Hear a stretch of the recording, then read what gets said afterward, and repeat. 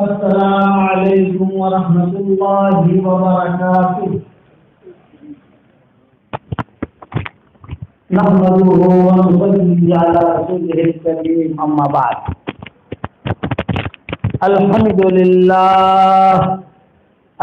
لله نحمده ونستعينه ونستغفره ونؤمن به ونتوكل عليه ونعوذ بالله من شرور أنفسنا ومن سيئات أعمالنا، من يهده الله فلا مضل له ومن يضلله فلا هادي له، ونشهد أن لا إله إلا الله وحده لا شريك له، ونشهد أن سيدنا ومولانا محمدا عبده ورسوله صلى الله عليه وعلى آله وأصحابه وبارك وسلم تسليما كثيرا كثيرا، أما بعد فأعوذ بالله من الشيطان الرجيم، بسم الله الرحمن الرحيم، إن هذا القرآن يهدي للتي هي أقوم ويبشر المؤمنين الذين يعملون الصالحات أن لهم أجرا كبيرا وأن الذين لا يؤمنون بالآخرة أعتدنا لهم عذابا أليما۔ صدق اللہ العظیم۔ قابل احترام بھائیوں، دوستوں، بزرگوں، تقریباً اللہ تعالیٰ مجھے دنیا کے سارے ملکوں میں لے کے گیا ہے، کوئی بر اعظم ایسا نہیں ہے جہاں الحمدللہ میں نہ گیا ہوں دین کے خاطر۔ لوگ پوچھتے ہیں کہ مولانا کون سے ملکوں میں آپ گئے؟ میں کہتا ہوں بھائی یہ کچھ کون سے ملک میں نہیں گیا، سب جگہ اللہ مجھے لے گیا، لیکن یہ جو آج کا منظر میں نے دیکھا اس سے مجھے بہت دلی خوشی الحمدللہ۔ مدرسے میں ابھی عقل قوا تھا، میں ایک ہفتہ پہلے یا 10 دن پہلے وہاں تو 15,000 طلبہ ہیں ماشاءاللہ، وہاں بیان بھی ہوا۔ اسی طرح سے ہاسوٹ میں بھی کافی طلبہ ہیں، اسی ترکیشور میں گیا وہاں بھی کافی طلبہ، اسی طرح بھروچ ڈازیل گیا وہاں بھی کافی طلبہ، لیکن یہ منظر میں نے کہیں نہیں دیکھا۔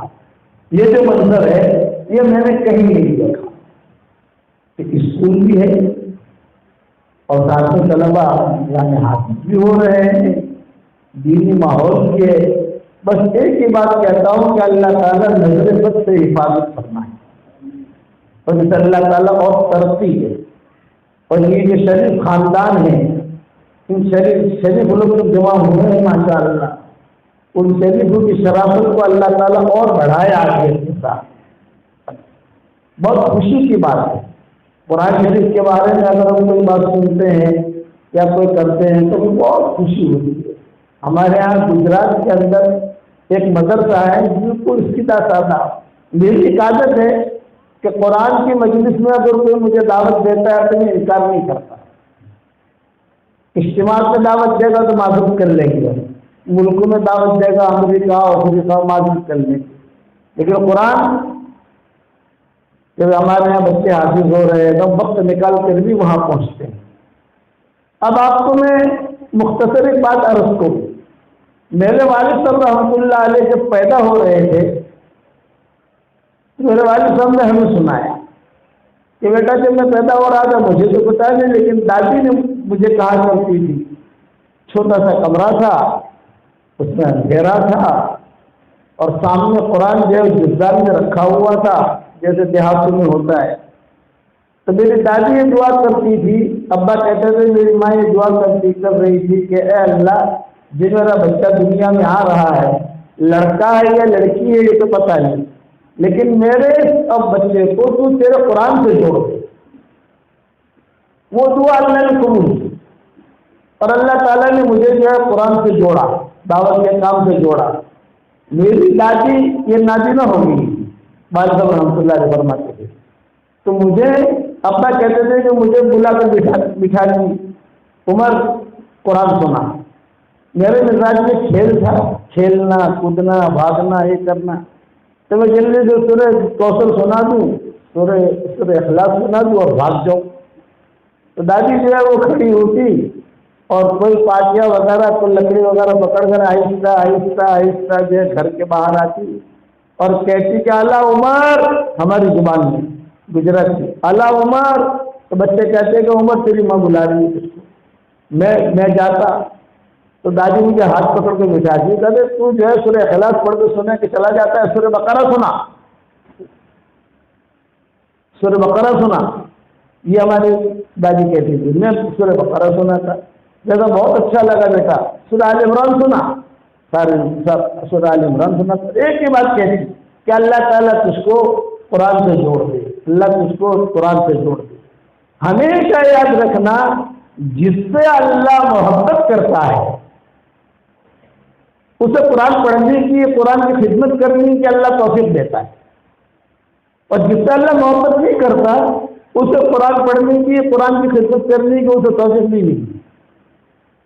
علماء نے لکھا ہے کہ اللہ کی محبت کرنے کی بڑی علامتوں میں سے یہ علامت ہے کہ اللہ تعالیٰ ہمیں قرآن پڑھنے کی اللہ توفیق دے، قرآن کی خدمت کی توفیق دے۔ کتنا بڑا قرآن عظیم ہے۔ اب میں ساؤتھ افریقہ جاتا ہوں، سال میں 1 مرتبہ 2 مرتبہ ہمارے پروگرام ہوتے ہیں وہاں، تو ساؤتھ افریقہ میں ایک علاقہ ہے، اس کا نام ہے روشنی، شہر ہے، اس کا نام ہے روشنی۔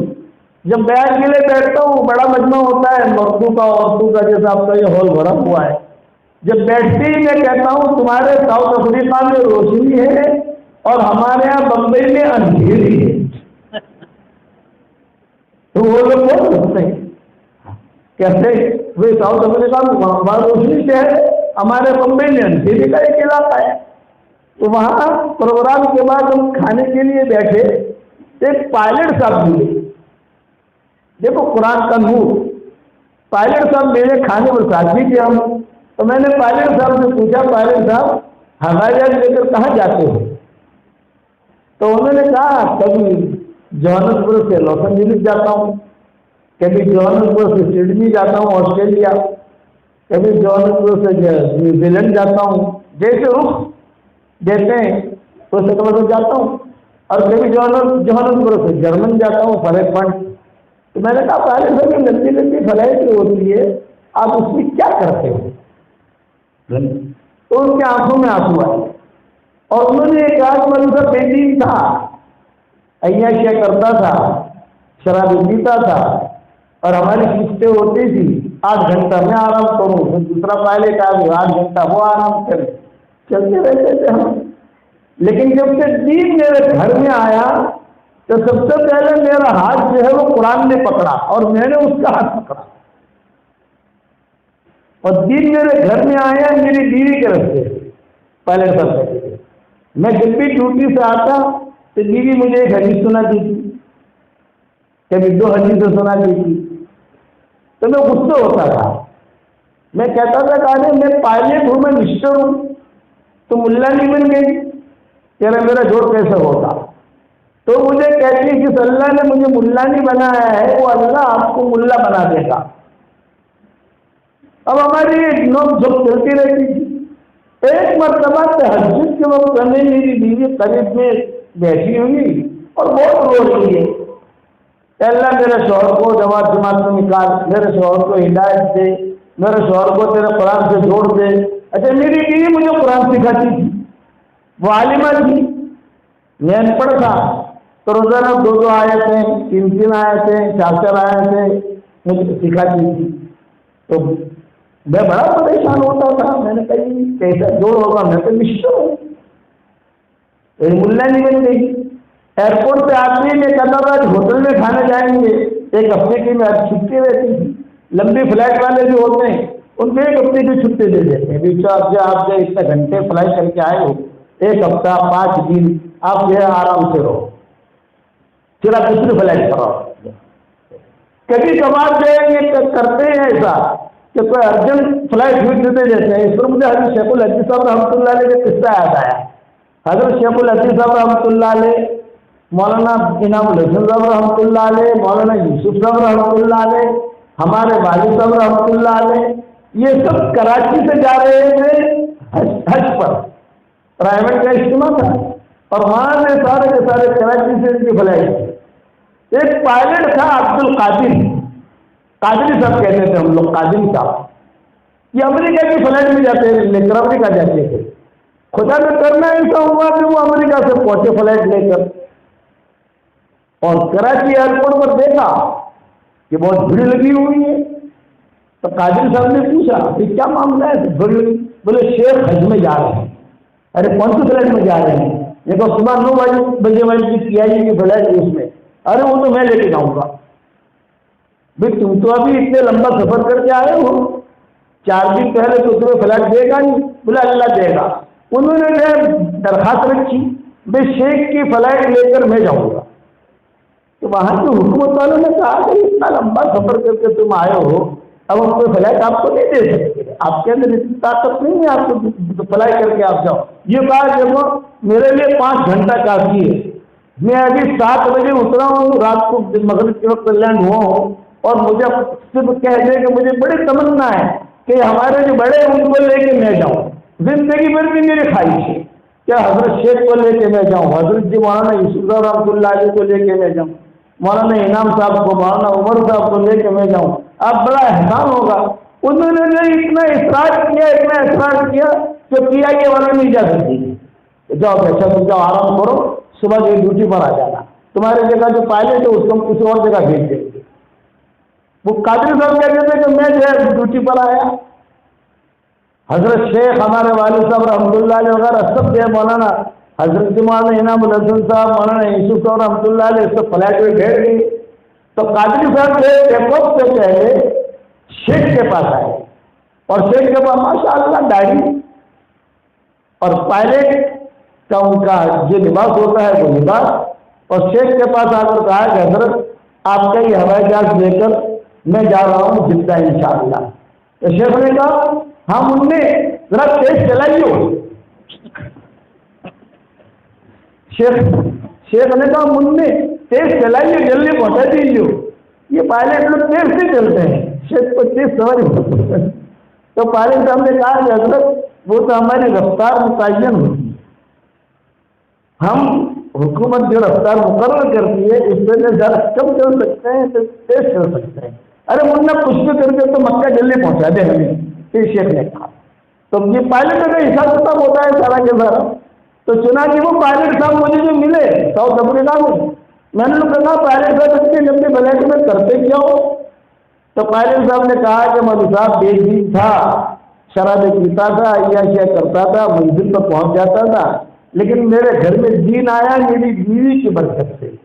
اب الحمدللہ میں ہوائی جہاز میں جاتا ہوں، ٹیک آف کے بعد میری جیب میں چھوٹی سائز کا قرآن ہوتا ہے، میں قرآن کھول کے بیٹھ جاتا ہوں، جرمن پہنچتے میرے 15 پارے ہو جاتے ہیں، اور اگر لاس اینجلس کا سفر ہے وہ سفر لمبا ہے تو آج آتے جاتے میرا پورا قرآن ہو جاتا ہے۔ یہ قرآن کا تعلق مولانا یوسف رحمۃ اللہ علیہ فرماتے تھے کہ ہم اگر دین کا کام کریں گے اور قرآن کو پھیلانے کی نیت کریں گے تو فضاؤں میں بھی اللہ قرآن کو زندہ کرے گا۔ یہ فضاؤں کے بھی اس لیے یہ یاد رکھنا قرآن بہت بڑی دولت ہے، بہت بڑی دولت ہے۔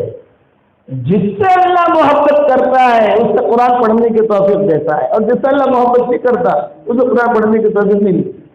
حضرت علی کہا کرتے تھے مجھے جب اللہ سے بات کرنی ہوتی ہے تو میں نماز شروع کر دیتا ہوں کہ اللہ سے بات کر رہا ہوں، اور میں چاہتا ہوں کہ اللہ مجھ سے بات کرے تو میں قرآن پڑھنا شروع کر دیتا ہوں، کہ قرآن پڑھنے والے سے اللہ بات کرتا ہے اور نماز پڑھنے والے سے یہ بندہ بات کرتا ہے۔ اس لیے قرآن جو ہے ایک بہت بڑی غلطی ہو رہی ہے، ساری دنیا میں غلطی ہے، یہ آپ کے سامنے میں لے آؤں۔ اکل کنواں میں نے کہا، ترکیشور میں میں نے کہا، ڈابھل میں بھی کہا، ڈابھل والے نے اتنا اثر لیا کہ انہوں نے پرچے بنا دیے۔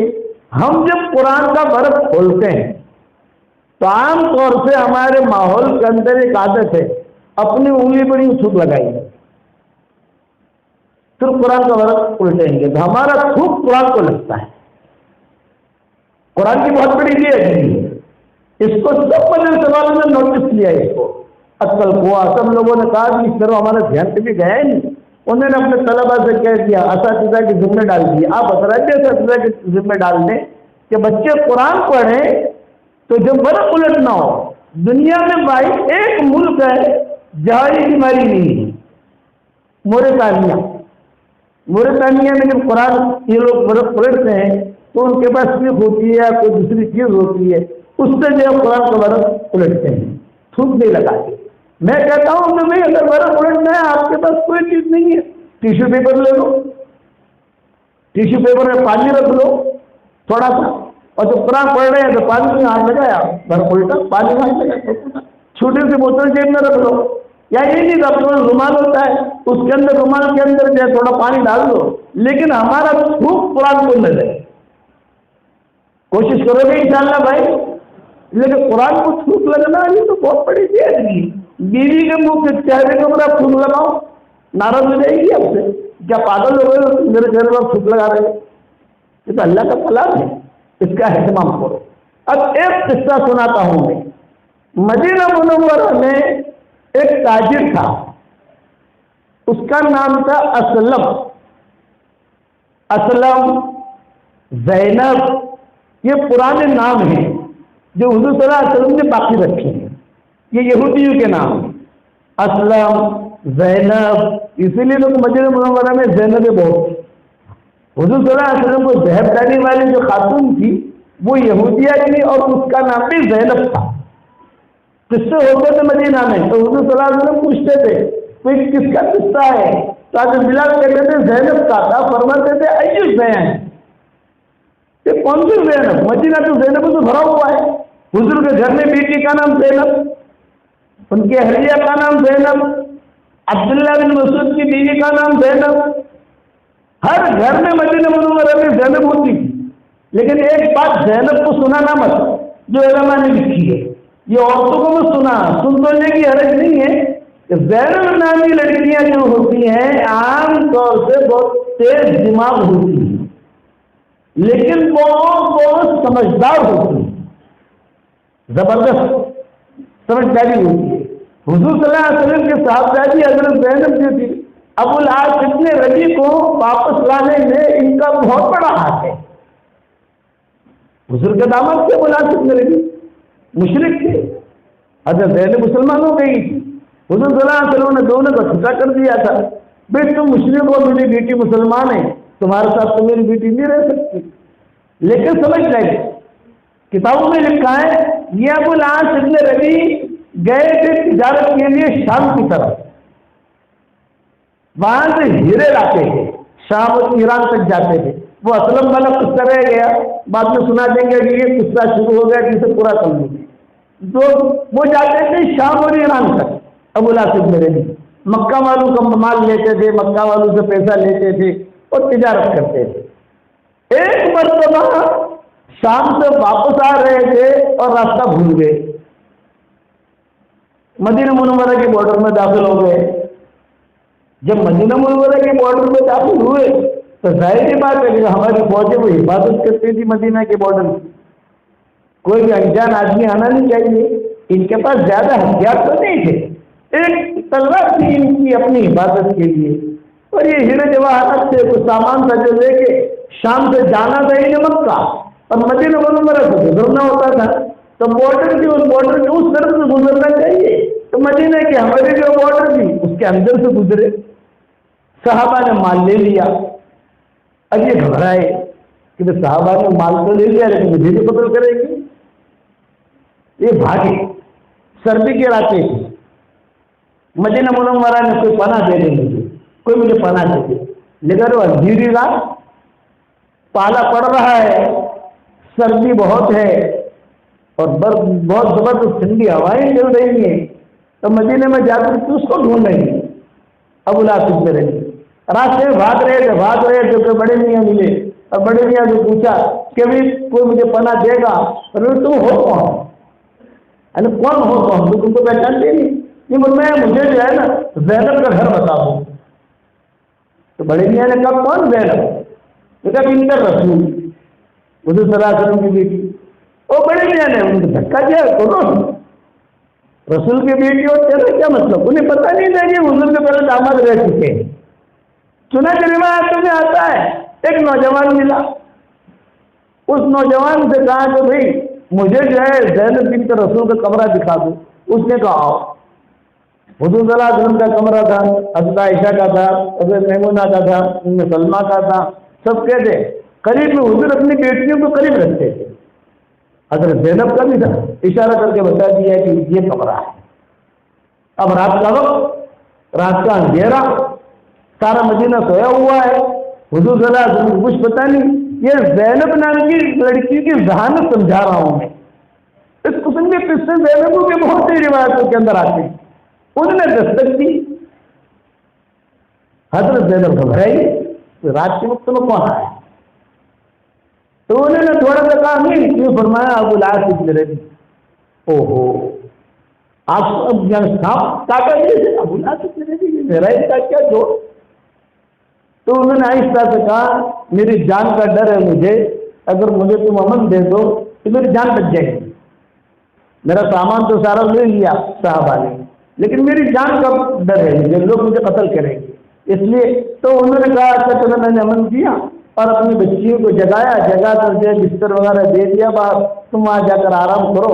چنانچہ یہ زینب اپنے کمرے میں تھی، ابو العاص ابن ربیع نے باہر کچھ کھانا بھیج دیا، کچھ پانی بھیج دیا، کچھ کھجوریں بھیج دی اور کہا کہ تم باہر آرام کرو۔ فجر کی نماز دی، حضور صلی اللہ علیہ وسلم کو کچھ پتہ نہیں، آپ کو کچھ پتہ نہیں کیا ہوا ہے۔ فجر کی نماز حضرت زینب نے عورتوں کے چبوترا جو تھا جہاں عورتیں نماز پڑھتی تھی وہاں جا کر پڑھی۔ حضور نے سلام دیا، السلام علیکم ورحمۃ اللہ، السلام علیکم ورحمۃ اللہ۔ نماز سلام کے بعد حضرت زینب جو ہے ایک دم سے کھڑی ہوئی اور کہا ہے مسلمانوں، ابو العاص ابن ربیع آئے ہیں، میں نے ان کو امن دیا ہے کہ انہیں میلی نگاہ سے نہ دیکھے۔ ہماری شریعت نے کہ کوئی کسی کو امن دے دے تو اسے کوئی قتل نہیں کر سکتا، کوئی میلی نگاہ سے نہ دیکھے۔ میں نے ان کو امن دیا ہے تو اسے قتل نہ کرے۔ حضور صلی اللہ علیہ وسلم نے سنا تو حضور نے جواب دیا کہ بیٹھے رہنا، بیٹھے رہنا، تم جو سن رہے ہو میں نے بھی پہلی مرتبہ سنا ہے۔ یہ نہیں ہے کہ زینب نے مجھ سے مشورہ کیا، میں نے اس کو کہا تب جا کر اس نے امن دیا، نا، مجھے کچھ پتا نہیں ہے، تم بھی سن رہے ہو میں بھی سن رہا ہوں، لیکن محلن محلن محلن، ٹھہرے رہنا، میں بھی آتا ہوں۔ چنانچہ حضور صلی اللہ علیہ وسلم عورتوں کے چبوترے پر آئے، حضرت زینب بیٹھی تھی، حضرت عائشہ بیٹھی تھی، امہات المؤمنین بیٹھی تھی، مہاجرات انصاریات بیٹھی تھی جو نماز کے لیے آئی تھی۔ تو حضور صلی اللہ علیہ وسلم نے حضرت زینب سے پوچھا بیٹا کیا ہوا ہے؟ حضرت زینب نے کہا کہ ابو رات کو ایسے آئے تھے ہانپتے کانپتے اور جان کا خطرہ ہے تو میں نے انہیں امن دیا، تو حضور نے فرمایا دیکھو امن دینے کا تو تمہیں حق ہے، تمہارے امن کو ہم نے قبول کر لیا، حق ہے امن دینے کا، لیکن یہ کہ وہ تمہارا شوہر نہیں ہے، اس میں تم سے خلوت نہ کرنے پائے۔ حضرت زینب نے کہا کہ نہیں جو میں جانتی ہوں میرا شوہر نہیں ہے، لیکن یہ کہ وہ آئے تو میں نے امن دے دیا۔ حضور صلی اللہ علیہ وسلم نے فرمایا کہاں ہے کہ وہ سوئے ہوئے ہیں، ان کے لیے وہ فجر کی نماز تو تھی نہیں۔ حضرت بلال سے کہا کہ بلال جاؤ بلال سے رجی کو جگاؤ، اور سارے صحابہ کو حضور نے جمع کیا اور جمع کر کے ابو العاص ابن ربیع کو بھی جگایا، بٹھایا، اکرام کیا، یعنی کوئی یہ نہیں کہا کہ تم یہاں آئے ہو ہم تمہیں قتل کریں گے، کچھ نہیں، بٹھایا، احترام کیا، عزت کی، اور پھر جو ہے سارے صحابہ سے کہا لے آج رات کو تم نے کچھ مال لیا ہے ابو العاص ابن ربیع کا، میں ایک درخواست کرتا ہوں، میں ایک چادر بچھا رہا ہوں، اگر اس مال کو تم جو ہے دے دو ہم اس کے ساتھ اخلاق برتیں، ہو سکتا ہے لعل اللہ یہدی، ہو سکتا ہے کہ اللہ اسے ہدایت دے دے۔ حضور نے جب یہ جملہ کہا تو ظاہر بات ہے کہ نبی کی زبان سے جملہ نکلا تو سارے صحابہ نے ہیرے جواہرات، رسیاں، کھانا پینا، کپڑے، جو بھی چیزیں تھیں وہ ساری کے ساری لا کے رکھ دی۔ حضور صلی اللہ علیہ وسلم ابو العاص ابن ربیع سے کہتے تھے کہ دیکھو بھی یہ ساری چیزیں تمہاری آ گئی ہے، دیکھ لو ہر بقیہ شیء، کوئی چیز باقی رہ گئی کہ سب آ گئی۔ ابو العاص ابن ربیع جو ہے وہ دیکھتے تھے، کتابوں میں لکھا ہے ایک ڈبیا تھی اس میں قیمتی ہیرے تھے، وہ ڈبیا ڈھونڈ رہے تھے، تو ڈبیا کہاں ہے؟ تو اسے بہت قیمتی ہیرے تھے. تو چنانچہ وہ ڈبیا آپ نے بتایا کیا ڈھونڈ رہے ہو؟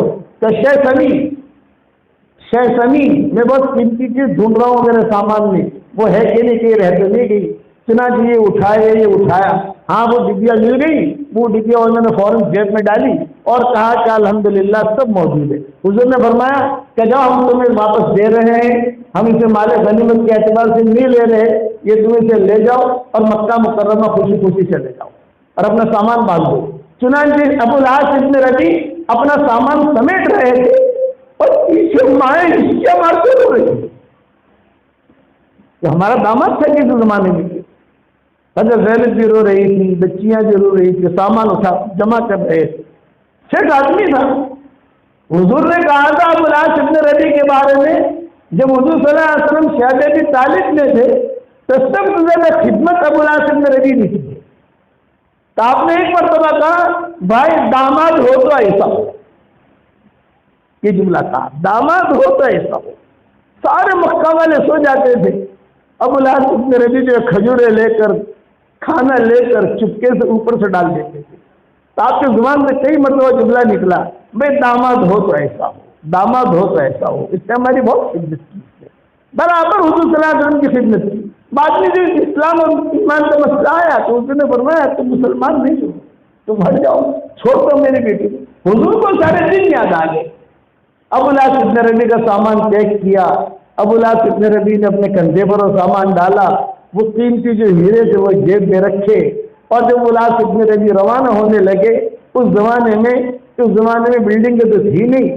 جب تک ابو العاص ابن ربیع غسل نہیں ہوئے ہیں تب تک جو حضرت زینب اور مائیں روتی رہی اور حضور میں بیٹھے بیٹھے آنکھوں میں آنسو. جب اوجھل ہو کے دور چلے گئے پھر جو ہے حضور صلی اللہ علیہ وسلم اپنے گھر میں آ گئے، مکہ مکرمہ گئے. مکہ مکرمہ جا کر ابو العاص ابن ربیع نے سب کا حساب کتاب چکایا اور حساب کتاب چکا کر کہا کہ کوئی حساب رہ گیا ہو تو مجھ سے لے لو. مکہ والوں نے کہا حساب تو کچھ رہا نہیں ہے، بس یہ کہ پھر سے اگر تم شام جاؤ تو ہم سے یہ مال لے جانا تاکہ ہماری تجارت میں نفع ہو. ابو العاص ابن ربیع نے کہا کہ نہیں مجھے شام نہیں جانا ہے، میں تو اور ارادے سے آیا ہوں. 3 دن میں مکہ میں ہوں یا 5 دن میں مکہ میں ہوں، جسے کوئی بھی لینا دینا ہو مجھ سے لے لے. چنانچہ انہوں نے قیام کیا. بعد میں جو وہاں سے مکہ مکرمہ سے مدینہ منورہ کی طرف رخ کیا. حضور صلی اللہ علیہ وسلم کو کچھ پتہ نہیں کیا ہو رہا ہے، لیکن قافلے آتے تھے. قافلے آ کر کہتے تھے کہ حضرت ابو العاص ابن ربیع کو ہم نے مدینہ آتے ہوئے دیکھا ہے. ابو العاص ابن ربیع کو مدینہ آتے ہوئے دیکھا ہے. ابو العاص ابن ربیع آپ نے کوئی زیادہ توجہ نہیں کی، لیکن انہوں نے زینب سے کہا کہ زینب ایسی خبریں آ رہی ہیں، آسمان سے کوئی خبر تو نہیں آئی لیکن قافلے آ کر کہہ رہے ہیں کہ ابو العاص ابن ربیع مکہ سے مدینہ آ رہے ہیں. کیوں آ رہے ہیں یہ کچھ پتہ نہیں. ہو سکتا ہے اسلام قبول کرنے کے لیے آ رہے ہوں. یہ حضور کی حضرت زینب کی، حضور کی حضرت عائشہ کی، امہات المومنین میں آپس میں باتیں ہوتی رہتی تھی. امہات المومنین جو تھی ان کی 2 ٹولیاں تھیں. ایک ٹولی کی ذمہ دار امیرہ حضرت عائشہ ہوتی اور ایک ٹولی کی ذمہ دار حضرت ام سلمہ ہوتی. بس اگر ام سلمہ اور عائشہ یہ دونوں کسی بات پر متفق ہو جائے آپ فرماتے تھے مجھے کوئی ٹینشن نہیں، لیکن دونوں میں سے کسی ایک نے بھی کوئی چٹکلا چھوڑ دیا تو گھر میں انتشار کی شکلیں شروع ہو جاتی تھی. تو سب سے حضور کہتے تھے دونوں ٹولیوں سے بے عزت سن رہے ہیں ابو العاص ابن ربیع آ رہے ہیں، ابو العاص ابن ربیع آ رہے ہیں، ابو العاص ابن ربیع آ رہے ہیں. قبا جب پہنچے تب جا کر کسی انصاری صحابی نے کہا میں نے ابو العاص ابن ربیع کو قبا میں دیکھا. اب حضور صلی اللہ علیہ وسلم بھاگے تشریف لائے زینب کے پاس. بیٹا ابو العاص ابن ربیع قبا تک تو پہنچ گئے ہیں، کس نیت سے آ رہے ہیں اس کا ہمیں علم نہیں ہے، لیکن ہو سکتا ہے اللہ ہدایت دے اس کو، اس لیے گھر وغیرہ ٹھیک رکھنا، ہو سکتا ہے اللہ اس کو ہدایت سے مسلمان ہو جائے. چنانچہ ابو العاص ابن ربیع قبا سے چلے، بیچ میں صحابہ ملتے رہے. اکثر لوگ پہچانتے تھے، اکثر لوگ نہیں پہچانتے تھے. نیا طبقہ جو نہیں پہچانتا تھا، پرانا طبقہ جو پہچانتا تھا کہ ابو العاص ابن ربیع ہیں، اور سیدھے حضور صلی اللہ علیہ وسلم کی خدمت میں آئے اور زور سے سلام کیا. السلام علیکم یا رسول اللہ، یا محمد نے کہا. غیر مسلم تو یا محمد کہتا ہے، ادھر آتے کا السلام علیکم یا رسول اللہ، اتنا زور سے کہا کہ ماؤں تک کی آواز پہنچی، سب نے جو ہے پردے کے پیچھے سے دیکھا، ابو الاسود بربی آ گئے، جا ابو الاسود بربی، جا ابو الاسود بربی، جا ابو الاسود بربی، ابو الاسود بربی آ گئے، ابو الاسود بربی آ گئے، حضور کے سامنے بیٹھ گئے اور کہا اشہد ان لا الہ الا اللہ واشہد انک رسول اللہ، مسلمان ہوئے۔ جب مسلمان ہوئے تو مدینہ منورہ میں کئی لوگ روئے، حضور کا شہیدہ داماد ہے، حضور بہت محبت کرتے تھے اس سے۔ پھر حضور صلی اللہ علیہ وسلم نے ان کا ہاتھ پکڑا اور ہاتھ پکڑ کر سیدھے حضرت زینب کے قبر کے لائے، کہا بیٹا انہوں نے اسلام قبول کیا ہے، اب یہ آپ کا شوہر ہے، آپ اس کی بیوی ہو، میاں بیوی کی طرح زندگی گزارو، اللہ تعالیٰ نے تمہاری دعا قبول کی۔ اس پر حضرت زینب نے سجدہ شکر کیا، یہ کہا اے اللہ تو نے میری محنت کو قبول کی، میری دعا کو قبول کیا کہ تو نے ان کو اسلام دے دیا۔ باقی ان کی زندگی بہت اچھی گزری، تفصیل کا وقت نہیں ہے، کہاں انتقال ہوا، اس کے بعد کس طریقے سے رہے، حضور صلی اللہ علیہ وسلم نے کیا درجہ دیا ان کو، وہ تفصیل ہے جو تاریخوں میں لکھی ہے۔ تو میں کہنا چاہتا ہوں کہ آدمی اپنے آپ کو قرآن سے جوڑے، دین سے جوڑے، وہ آدمی کبھی بھی نامراد نہیں ہو سکتا۔ اب یہ قرآن کے سلسلے میں مجھے قصہ سنانا تھا اسلم کا، وہ قصہ سنا کر بات ختم کروں۔ مدینہ منورہ میں ایک تاجر تھا، اس کا نام تھا اسلم، یورو کا تاجر تھا۔ اس کے ہاتھ میں کچھ اللہ یہودی تھا، وہ بھی یہودی تھا وہ، اور اس کے ہاتھ میں اللہ نے مجھے ایسی بات رکھی تھی کہ جہاں جاتا ہے جس چیز پر ہاتھ ڈالتا اللہ اسے ڈبل پیسہ دے دیتا تھا۔ ایران تک جاتا تھا، وہاں سے ہیرے جواہرات فیروزہ وہاں کا عقیق وہاں سے سارے لے کے آتا تھا مدینہ منورہ۔ ایک مرتبہ وہ ایران گیا تو بازار کے اندر ایک لڑکے کو دیکھا۔ میں اس پر سنا رہا ہوں کہ بچہ چاہے جتنا کمزور ہو لیکن اگر اللہ سے تعلق ہے تو یہ بچہ بہت بڑا دین کا داعی بن سکتا ہے۔ اصل تو اللہ تعالیٰ دل کو دیکھتا ہے۔ إِن يَعْلَمِ اللَّهُ فِي قُلُوبِكُمْ خَيْرًا يُؤْتِكُمْ خَيْرًا، اللہ تمہارے دلوں کو دیکھتا ہے، تمہارے دلوں میں خیر ہوگی اللہ تمہیں خیر دے دے گا۔ یہ جو اسلم جو تھا یہ بازار میں جا کر چیزیں خریدتا، ایک لڑکا کھڑا ہوا، نہ شکل نہ عقل، نہ شکل نہ عقل۔ یہ اسلم نے پوچھا بیٹا یہاں کیوں کھڑے ہو؟ یہ فرمایا کہ کیا کرو میرے ماں باپ کمزور ہیں، میں بھی بیمار ہوں، پیسے ہیں نہیں، اس لیے مجھے کھڑا کر دیا، کوئی مجھے خرید لے۔ حالانکہ آتا تھا لیکن کوئی خرید لے۔ تو چنانچہ یہ اسلم کہتا ہے چل میں تجھے خرید لیتا ہوں اور خرید کر میں تجھے مدینہ لے جاتا ہوں۔ اسلم نے خرید لیا اسے، بلکہ بعض کتابوں میں لکھا ہے خریدانی ایسی اسے کہا تو مدینہ چلے گا میرے ساتھ؟ یہ کہا ہاں چلوں گا، تو چل میرے ساتھ مدینہ۔ پورے سفر میں یہ آیا، وہاں ایران سے لے کر شام سے لے کر یہ شام اور ایران یہ ساری بارڈریں ملی ہوئی ہیں، ہمارے وہاں اس طرح بہت سفر ہوئے ہیں، اتنا بتایا کہ وہ بارڈریں ساری کی ساری ملی ہوئی ہیں۔ راستے میں اس نے بیچنے کی بہت کوشش کی، کسی نے اس ایرانی لڑکے کو لیا نہیں۔ مدینہ منورہ پہنچ گیا، مدینہ منورہ پہنچ کے سارا سامان بھی بک گیا، اسے کوئی اس نے ہاتھ اٹھایا نہیں۔ مدینہ والے کہتے تھے کہ ارے اس سے کیا خریدیں آپ، نہ شکل ہے نہ عقل ہے، کیا کریں گے؟ تو اس نے اعلان کیا میں فری دے دیتا ہوں، فری لے لو۔ تو مدینہ والوں نے کہا فری خریدیں گے تو بھی سستا سودا ہے، تو بھی مہنگا ہے، کھانا تو کھلانا پڑے گا، کپڑے تو پہنانے پڑیں گے۔ ایک لڑکی تھی مدینہ منورہ میں، اس کا نام تھا تثبیتہ، قرآن میں ہے نا اشد تثبیتہ، تثبیتہ نام تھا، ایک کنواری تھی، یہ بہت مالدار تھی۔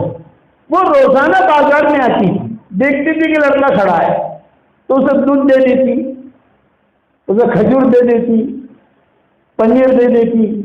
مدینہ منورہ میں دودھ لوگ بیچتے نہیں تھے، ہدیہ دیتے تھے۔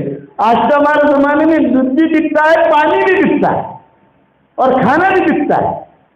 کھانا پانی یہ چیزیں بیچنے کی نہیں ہوتی تھی، یہ لوگوں کو ایسے دیتے تھے فری میں۔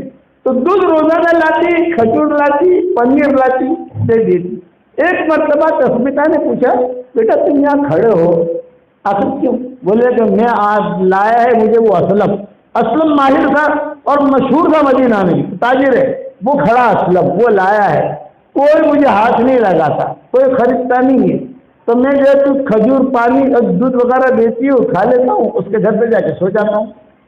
اس نے کہا تسمیتا نے کہا میں خریدتا اسلم کہاں ہے؟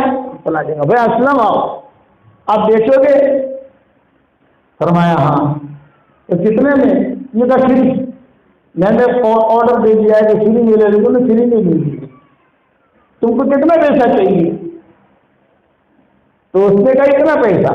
تسمیتا نے کہا مثال دے رہا ہوں 1000 درہم، میں کہا ڈبل میں دوں گی، 2000 درہم لو، میں مالدار ہوں، پیسے ہیں میرے پاس، اس بچے کو میں خریدوں گی۔ خرید کر لے آئی اپنے گھر پر، نہ شکل ہے نہ عقل ہے، نہ کوئی پوچھنے والا ہے، کوئی دائیں بائیں بھی نہیں ہے، آگے پیچھے بھی نہیں ہے کوئی، یہ اپنے گھر پہ لے آئی، یہ کمرہ بیٹا تیرا ہے، کہ میرا باغ ہے، کام کرنا ہے تو کر، کام نہیں کرنا ہے مت کر، لیکن تجھے کھانا مل جایا کرے گا، کپڑے مل جایا کریں گے۔ بہت اچھا۔ مکہ مکرمہ میں ایک تاجر تھے، ان کا نام تھا حذیفہ، یہ بھی کما رہے تھے، یہ مدینہ منورہ آئے کہ مدینہ کی لڑکی سے میری شادی ہو جائے، تو انہوں نے لوگوں سے پوچھا کہ تسمیتا نامی کوئی لڑکی ہے، تسمیتا نامی کوئی لڑکی ہے، تسمیتا نامی کوئی لڑکی ہے؟ ہاں ہے۔ اتا پتا ہوا، باتیں ہوئی، رشتہ طے ہو گیا اور نکاح کا بات بھی طے ہو گئی۔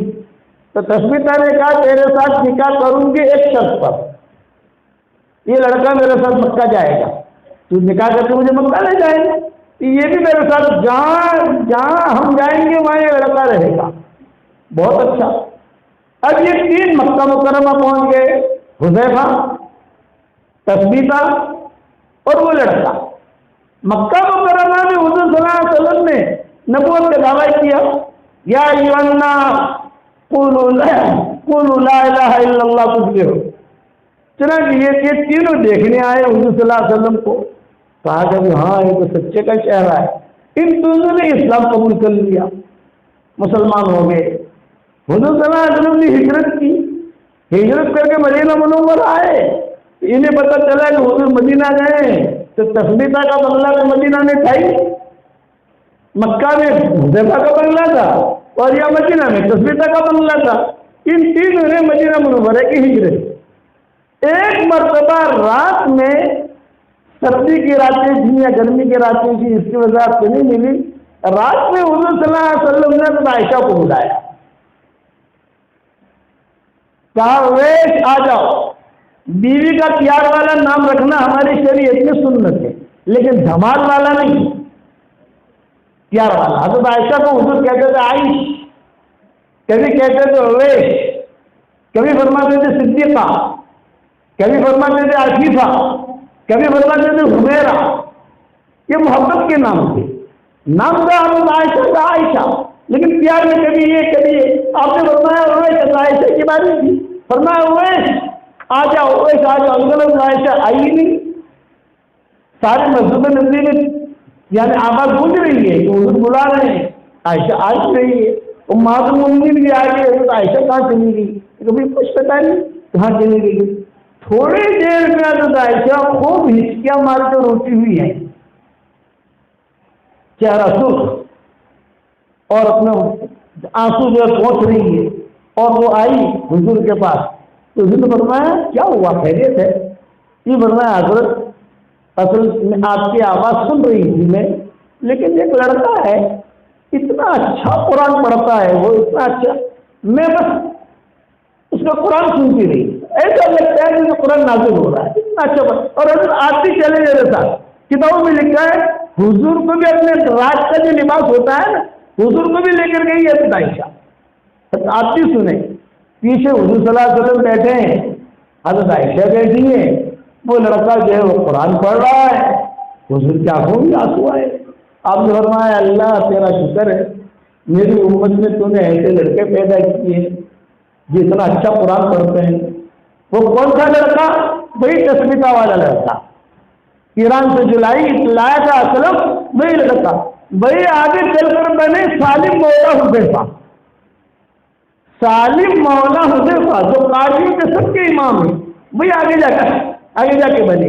حضرت عمر کا جب انتقال کا وقت قریب آیا، حضرت عمر کی وصیت میں یہ لکھا ہوا ہے، وہ کہتے تھے میں دنیا سے جا رہا ہوں، اگر آج اگر سالم مولا حذیفہ زندہ ہوتے میں ان کو امیر المومنین بنا دیتا، لیکن وہ دور صدیق میں ان کا شہید ہو گئے تھے وہ، کہ یہ لڑکا نہ کوئی شکل نہ کوئی عقل، لیکن کیا بنا سارے قاریوں کا امام۔ صاحب حضرات میں سے ہی کہ شکل بھی نہیں ہے، عقل بھی نہیں ہے، محنت کرو گے تو اللہ آپ کو بھی قاریوں کا امام بنائے گا، بنو گے انشاءاللہ بھائی۔ اس لیے آپ حضرات سے درخواست ہے کہ قرآن کی خوب خدمت کریں اور اللہ تعالیٰ سے کہیں کہ اللہم اجعلنا من الذین یقرؤون القرآن فیرقى ولا تجعلنا ممن یقرؤ القرآن فیشقى۔ اے اللہ ہمیں ایسا بنا کہ قرآن پڑھے، ہم قرآن پڑھے تو ترقی کریں، ایسا مت بنا کہ ہم قرآن پڑھیں تو قرآن ہمیں بددعا دے۔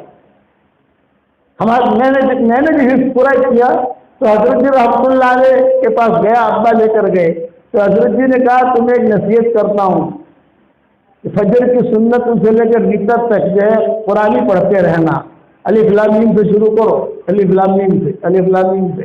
تو میں نے حضرت جی سے کہا حضرت پڑھتے پڑھتے بھول آ گئے، بولے کوئی بات نہیں، تھوڑا آگے بڑھ جاؤ اور قرآن قریب میں رکھو، بعد میں جو ہے جب سلام پھیرو تو اس میں غلطی دیکھ لو اپنی۔ حضرت کا زندگی بھر کا معمول میں نے اپنے آنکھوں سے دیکھا، سالوں ان کے ساتھ رہا، فجر کی سنتوں سے لے کر وتر تک حضرت جو ہے 2-3 پارے پڑھ لیتے اور ہمیں بھی کہتے تھے نمازوں کے اندر نمازوں میں قرآن پڑھو، نماز میں قرآن پڑھو گے تو قرآن محفوظ رہے گا، پڑھو گے انشاءاللہ بھائی۔ بس یہ مجلس بہت مبارک ہے، اللہ تعالیٰ آپ لوگوں کے آنے کو قبول فرمائے، محنتوں کو قبول فرمائے، اور اس کے لیے ہمارا دعوت کا کام ہے سدا بہار، جب بھی فرصت ملے اللہ کے راستے میں نکلو، 10 دن کے لیے، 3 دن کے لیے، چلے کے لیے، علماء ہے تو سال کے لیے نکلیں، سدا بہار اللہ نے ہمیں کام دیا ہے، کرو گے انشاءاللہ بھائی، اللہ تعالیٰ اس مجلس کو بے انتہا قبول فرمائے۔ بس جائے گا سر کیا ہمارے ہاں دعا مولانا کریں گے، میں کروں گا۔ اللهم لك الحمد كله ولك المن كله لك الشكر كله ولك الملك كله لك الخلق كله ولك الفضل كله وإليك يرجع الأمر كله وإليك يصعد الكلم الطيب كله لك الحمد بالإسلام لك الحمد بالإيمان لك الحمد بالقرآن لك الحمد حتى ترضى لك الحمد إذا رضيت لك الحمد بعد الرضا اللهم آت نفوسنا تقواها وزكها أنت خير من زكاها اللهم اجعلنا من أهل القرآن هم أهلك وخاصتك اللهم لا تردنا خائبين اللهم لا تردنا خاسرين اللهم لا تردنا حاسنين بل ردنا إلى ديننا ردا جميلا بل ردنا إلى ديننا ردا جميلا اللهم لا تجعل فينا ولا منا ولا معنا شقيا ولا محروما ولا مطرودا يا ذا الجلال والإكرام يا أرحم الراحمين۔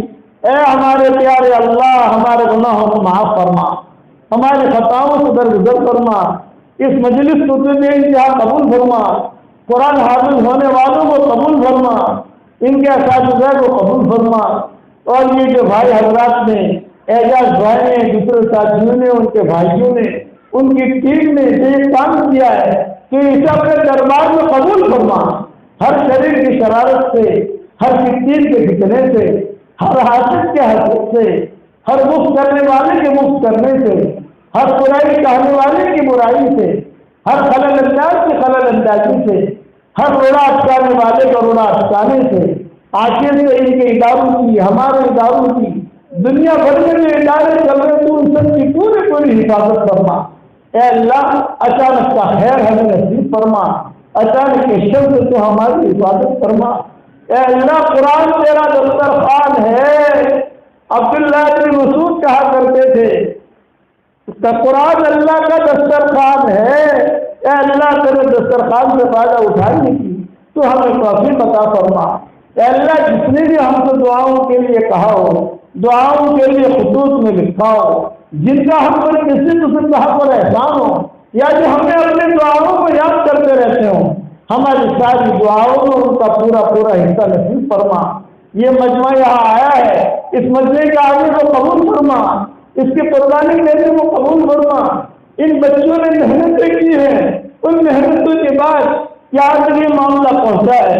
اے اللہ ہمیں یہ خبریں پہنچ رہی ہو کہ اس قسم کی محنتیں ہر جگہ وجود میں آ رہی ہے، تو اس کی غیر سے صورت شکلیں پیدا فرما۔ اے اللہ ہواؤں کے ساتھ جو خیریں آتی ہیں وہ خیریں ہمارے لیے مقدر فرما، اور ہواؤں کے ساتھ جو برائیاں آتی ہیں ان برائیوں سے تو ہماری حفاظت فرما۔ اے اللہ اگر آپ نے ہمارا نام سعید اور نیک بختوں میں لکھا ہو تو ہمارا نام انہیں میں لکھ رکھیو، اور اگر آپ نے ہمارا نام شقی اور بدبختوں میں لکھا ہو تو ہمارا نام ان کی فہرست سے مٹا دینا، اور نیک لوگوں کی فہرست میں ہمارا نام لکھ لینا۔ لکھنا بھی تیرا کام ہے، مٹانا بھی تیرا کام ہے، لوح قلم بھی تیرے پاس ہے۔ اے اللہ ہم نے کتابوں میں پڑھا ہے حضرت عمر جب بیت اللہ کا طواف کرتے تھے تو روتے ہوئے یہ دعا مانگتے تھے، اللہم لو ان کنت کتبتنا فی السعداء فاثبتنا فیہا وان کنت کتبتنا فی الاشقیاء فاغفرنا عنہم واکتبنا فی السعداء فإنک تمحو ما تشاء وتثبت وعندک ام الکتاب وعندک ام الکتاب۔ اے اللہ یہ دعا تو ہم سب کے لیے قبول فرما۔ یہ مجمع آمین کہہ رہا ہے، کسی کے باپ کا انتقال ہو چکا ہے، کسی کی ماں کا انتقال ہو چکا ہے، کسی کے ماں اور باپ دونوں کا انتقال ہو چکا ہے، وہ قبروں میں انتظار کر رہے ہیں کہ کوئی ہمارے لیے بھی دعا کرتا ہے کہ نہیں کرتا، کوئی ہمیں بھی اس مجلس میں دعا میں یاد رکھتا ہے کہ نہیں رکھتا۔ اے اللہ ہمارے ماں باپ کی مغفرت فرما، ہمارے ماں باپ کی مغفرت فرما، ان کی ہڈی ہڈی کو جنت نصیب فرما، اور جو زندہ ہو ان کی قدر کرنے کی توفیق عطا فرما۔ اے خوبصورت پردے والے، اے خوبصورت چادر والے، ہمارے عیبوں پر پردے ڈال دے، مستقبل الاخیار میں شامل فرما، مستقبل الاخیار میں شامل فرما۔ آج دوسروں کی موت کی خبریں ہمارے کانوں تک پہنچتی ہے، ایک دن ہماری موت کی خبر دوسروں کے کانوں تک پہنچے گی۔ کوئی پانی گرم کر رہا ہوگا، کوئی نہلا رہا ہوگا، کوئی کفن تیار کر رہا ہوگا، کوئی مشک اندر لگا رہا ہوگا، کچھ لوگوں کے کندھوں پر سوار کیا جائے گا۔ یہ سفر ہوائی جہاز کا نہیں ہوگا، ریل کا کار کا نہیں ہوگا۔ محبت کے دعویٰ کرنے والے کچھ مٹھیاں مٹیاں ہدیے میں پیش کریں گے، ایک جملہ کہہ کر واپس لوٹیں گے، قبر تک آپ کا اکرام کر لیا، قبر تک آپ کا ساتھ دے دیا، آگے آپ کے اعمال جانے۔ اے اللہ اس وقت میں ہمارا معین اور مددگار بن جا، ہمارا معین اور مددگار بن جا۔ قبر میں ہمارا بہترین ساتھی قرآن ہو رہا ہو، قبر میں ہمارا بہترین ساتھی قرآن ہو رہا ہو تو اس کی غیر سے صورت شکلیں پیدا فرما۔ اے اللہ قرآن سے پوری امت کو جوڑ دے، امت کے مردوں اور عورتوں کو جوڑ دے، ہمیں قرآن والا بنا، ہمیں دین والا بنا۔ اے اللہ ہمیں مانگنا نہیں آتا مگر تجھے دینا تو آتا ہے، اپنے کرم سے تو عطا فرما دے، اپنے فضل سے عطا فرما دے۔ جن کے لڑکے اور لڑکیاں شادی کے لائق ہیں، غیر شادی شدہ ہیں، بہترین جوڑوں کا ان کے لیے انتظام فرما۔ جو بے اولاد ہو نیک صالح اولاد انہیں نصیب فرما، جن کے اولاد صحت میں نافرمان ہیں ان کے نافرمان اولاد کو فرما بردار بنا دے۔ اے اللہ ہماری آنکھیں تجھے نہیں دیکھ سکتی، تیری آنکھ حکم میں دیکھتی ہے۔ اگر یہ مجمع تجھے دیکھ لیتا، جب تک تو خوش نہ ہوتا یہ مجمع تجھے نہ چھوڑتا، مگر ہماری آنکھیں تجھے نہیں دیکھ سکتی ہے۔ اے اللہ رحمت کی چادر ہمیں پہنا دے، زہد کا لباس پہنا دے، تقوی کا لباس پہنا دے، عافیت کا لباس پہنا دے۔ اے اللہ پورے بنگلور والوں کو قبول فرما، پورے بنگلور کے مردوں اور عورتوں کو قبول فرما۔ اے اللہ بنگلور کے ایک ایک اینٹ کو قبول فرما، ایک ایک ذرے کو قبول فرما، پورے کرناٹک کو قبول فرما، اور پوری دنیا کے مسلمانوں کو تو قبول فرما۔ اے اللہ دونوں جہاں کی سرخروئی کا ہمارے لیے فیصلہ فرما۔ رسول اللہ صلی اللہ علیہ وسلم کی اس امت سے بہت محبت تھی، اسی محبت کی وجہ سے ہمیں قرآن ملا ہے، اتنی بڑی دولت تو نے ہمیں دی ہے، اس دولت کی قدر کرنے کی تو ہمیں توفیق عطا فرما۔ اے اللہ، جتنی خیر کے لائن کی دعائیں حضرت محمد صلی اللہ علیہ وسلم نے مانگی ہیں وہ ساری ہم سب کے لیے مقدر فرما، اور جن شرور سے پانا چاہیے ہو ان شرور سے ہماری حفاظت فرما۔ اس مجلس سے فرشتے بھی ہیں، اس مجلس سے جنات بھی ہیں، اس مجلس سے انسان بھی ہیں۔ اے اس مجلس کے فرشتوں، ہمارا رب ہم سے روٹھا ہوا ہے، ہمارے روٹھے ہوئے رب کو منوا دو۔ اے اللہ، اس امت کو کب تک روٹھا رہے گا؟ اس امت کی شان کو صبح سے بدل دے، اس امت کی شان کو صبح سے بدل دے۔ جتنے مدرسے ہیں بنگلور میں ان سب کو قبول فرما، جتنے مکاتب ہیں ان سب کو قبول فرما، اور جتنے دینی ادارے ہیں ان سب کو قبول فرما۔ اے اللہ، ہمیں مانگنا نہیں آتا مگر تجھے دینا تو آتا ہے، اپنے فضل و کرم سے تو ہمیں عطا فرما، اور ہمارے سفر کو تو بے انتہا قبول فرما، اور اپنے فضل و کرم سے ہماری دعاؤں کو قبول فرما۔ سبحان ربنا رب العزت عما یصفون وسلام علی المرسلین والحمد للہ رب العالمین۔